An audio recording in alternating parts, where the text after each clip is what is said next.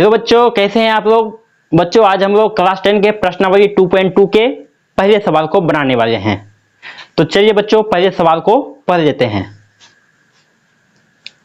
हम लोग का सवाल है, निम्नलिखित द्विघात बहुपदों के शून्य ज्ञात कीजिए और शून्यकों और गुणांकों के बीच संबंध की सत्यता की जांच कीजिए। यानी आज हम लोग द्विघात बहुपद का शून्य ज्ञात करेंगे। यानी बच्चों, शून्य वह होता है जिसको बैठाते ही उस द्विघात बहुपद का मान शून्य हो जाता है। इसके अलावा शून्यकों और गुणांकों के बीच संबंध स्थापित करना है हम लोगों को। तो हम लोग का पहला सवाल है x square minus 2x minus 8। यानी हम लोग इस बहुपद का शून्य ज्ञात करेंगे और शून्यकों और गुणांकों के बीच संबंध ज्ञात करेंगे। तो बच्चों, इसको बनाने से पहले कुछ बेसिक पॉइंट है जिसको जानना बहुत ही जरूरी है। यदि आप उसे नहीं जानते हैं तो आप इस सवाल को समझ ही नहीं पाएंगे।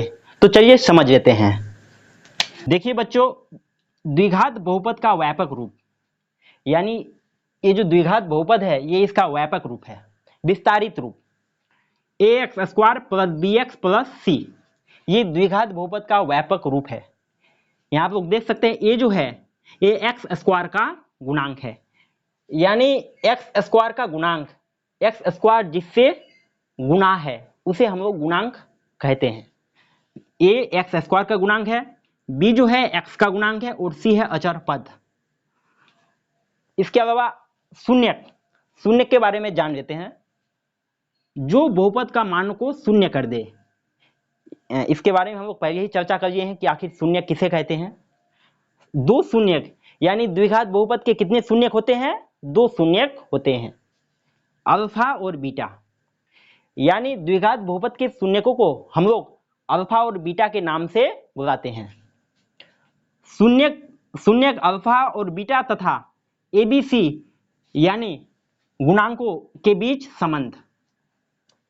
यानी बच्चों, ये जो फॉर्मूला है, दो गो फॉर्मूला, अल्फा प्लस बीटा यानी शून्यकों का योग हमेशा माइनस बी बाई ए के बराबर होना चाहिए और अल्फा इंटू बीटा यानी शून्यकों का गुणनफल सी बाई ए अचर पद बटा एक्स स्क्वायर के गुणांक के बराबर होना चाहिए।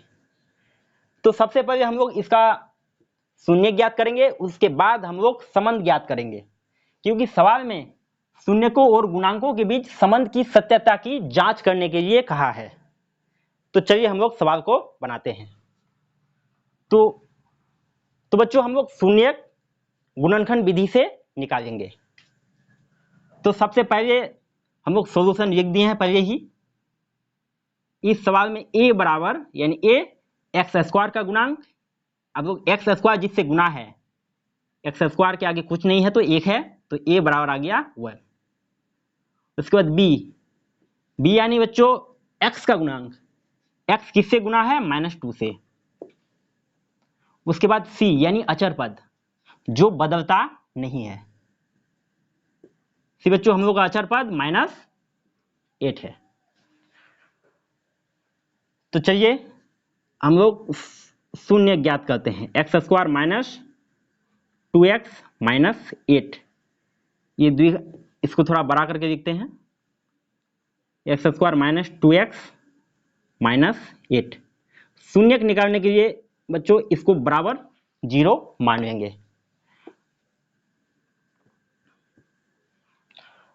तो बच्चों, ये जो a है, a और c को हम लोग गुना करते हैं। रफ पेज में कीजिएगा, a गुना c बराबर a गुना -8, यानी a c का गुणनफल हम लोगों का -8 आया है। अब बच्चों, a c का जो गुणनफल है, a और c को हम लोगों को अभाज्य गुणनखंड के रूप में लिखना है। दोनों को जोड़ करके और घटा करके हम लोग को -2 आना चाहिए। तो चलिए इसको हम लोग गुना करते हैं। तो इसको हम लोग गुना करते हैं 4 गुना 2, 4 गुना 2 यानी 8, और 4 और 2 को यदि आप लोग इसको -4 और इसको +2 मानते हैं तब हम लोग का -2 यानी -2 आ जाएगा, यानी b के बराबर आ जाएगा। तो चलिए हम लोग बनाते हैं एक्स स्क्वायर, यानी अब हम लोग माइनस टू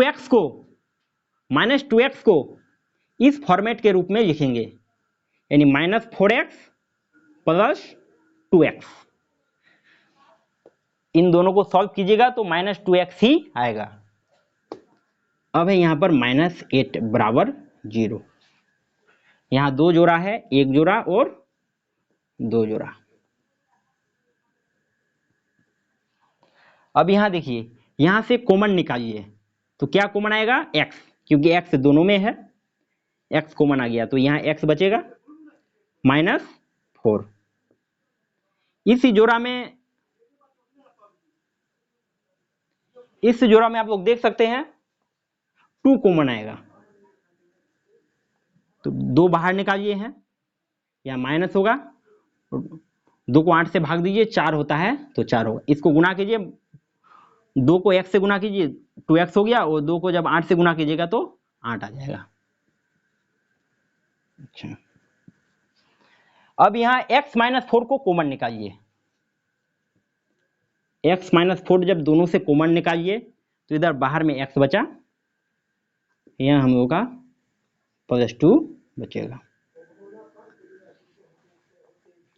तब हम लोग इसको गुणनखंड के रूप में लिख चुके हैं। अब हम लोग x का मान निकालते हैं, यानी शून्य ज्ञात करते हैं। अब x - 4 को 0 मानिए एक बार, इसीलिए x बराबर आ गया, ये इधर जाएगा तो बच्चों 4 हो जाएगा। तथा एक बार x + 2 को 0 मानिए तो x बराबर आ गया हम लोगों का -2, यानी अल्फा कोमा बीटा हम लोगों का आ गया 4 कोमा -2, यानी हम लोग शून्य ज्ञात कर चुके हैं। यानी अल्फा का मान आया 4 और बीटा का मान आया -2, ये दोनों शून्यक है। अब बच्चों हम लोग शून्यक तथा गुणांकों के बीच संबंध की सत्यता की जांच करेंगे। तो चलिए इसको मिटा देते हैं।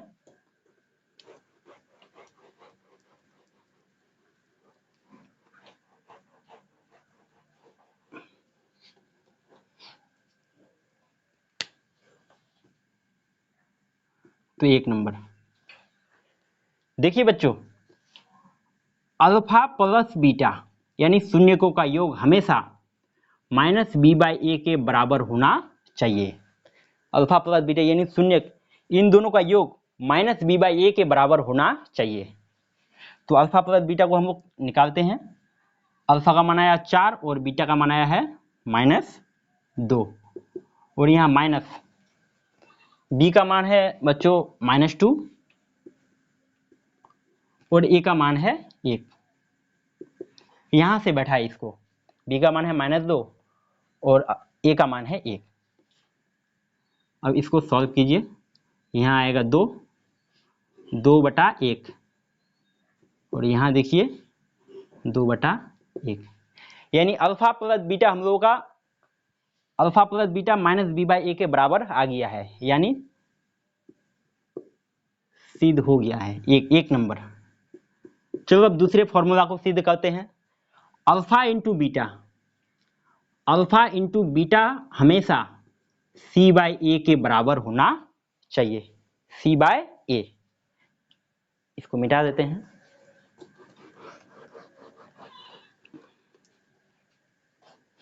अल्फा इंटू बीटा बराबर c/a, तो अल्फा हम लोग का कितना निकला 4, यानी ये गुना है, और बीटा हम लोग का निकला -2, और यहाँ आप लोग देखिए c का मान है यहाँ -8 -8/1।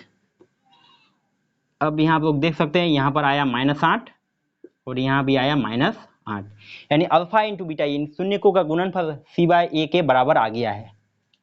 तो ये भी बच्चों हम लोग का प्रूव हो गया है। हम लोग का सवाल बन चुका है, हम लोग यहाँ पर शून्य ज्ञात कर चुके हैं और यहाँ पर हम लोग संबंध दिखा चुके हैं। तो बच्चों मिलते हैं नेक्स्ट वीडियो में। नेक्स्ट वीडियो में हम लोग इसके दूसरे सवाल को बनाएंगे। Thank you.